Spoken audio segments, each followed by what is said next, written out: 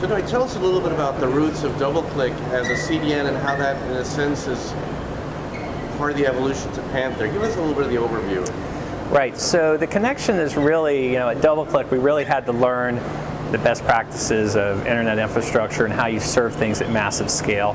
DoubleClick effectively had an internal CDN for serving media. So we've taken sort of that knowledge gained over 10 years at DoubleClick, and we're trying to apply it now to a different space. That's great. So how was a CDN part of DoubleClick, and how did that work?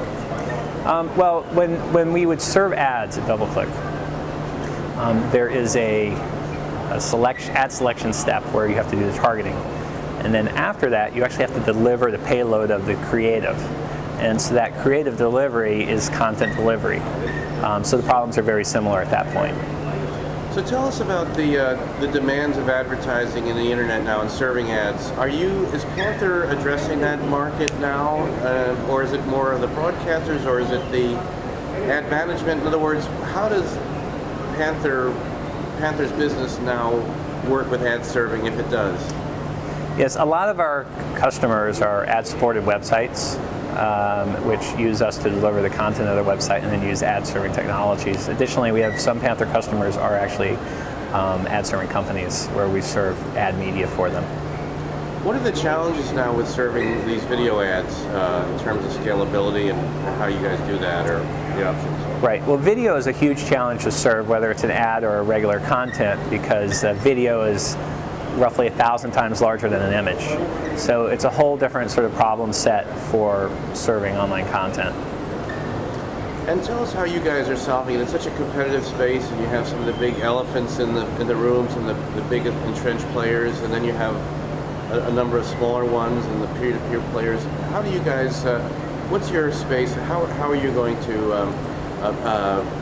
how are you succeeding in this business and, sort of environment? The way we're succeeding is by focusing strictly on HTTP.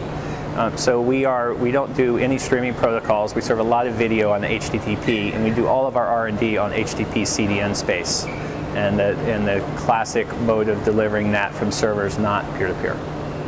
Could you explain that, please, for our viewers, what HTTP streaming is? Or not streaming? Yes, so HTTP, Hypertext Transfer Protocol, is the protocol which runs the World Wide Web and which most web content is served on. So we serve video on that using what is known as progressive download. So we find that over time that technology is becoming more and more popular for serving video versus traditional streaming protocol approach, especially as new features are added to HTTP CDNs, such as ability to throttle bandwidth rates and ability to do things like seeking forward in videos. I see. And tell us about the kinds of demands that you have from your customers. What people want in a CDN solution? The first thing they want is for it to work really well and be very reliable, which I think we achieve.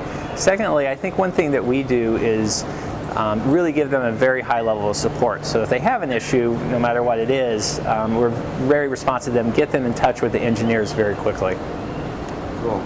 So tell us about the life of a serial entrepreneur. Yeah, DoubleClick was a lot of fun. I really enjoyed it. I was there for 10 years from the beginning. And now with Panther, we're working on sort of new ventures, and I really enjoy working on these companies that are in their first few years of development. It is on the technology side, that's where you can really make the most of the difference. Yeah, yeah. What are some of the other interesting things that are coming up now out of your company? There's a lot going on with blogs and other. Tell us a little about it's called Silicon Alley Insider. Yes, and the Insider and other things that are going on over there. Right. So I'm investing in some different startups in New York, including Silicon Alley Insider, Gilt Group, and these companies are all in New York, all new internet startups. Yeah, this is a very good time in Silicon Alley. I see a lot of people out there who are very excited and motivated to build new things. The internet in general is under a lot of change and a lot of exciting new opportunities coming up. I think New York is going to play a big part in that. Cool. And what kind of companies are you seeing? Is it mostly media focused? Are you seeing software? What's, traditionally, I guess in the past it was primarily media plays. What do you see bubbling up?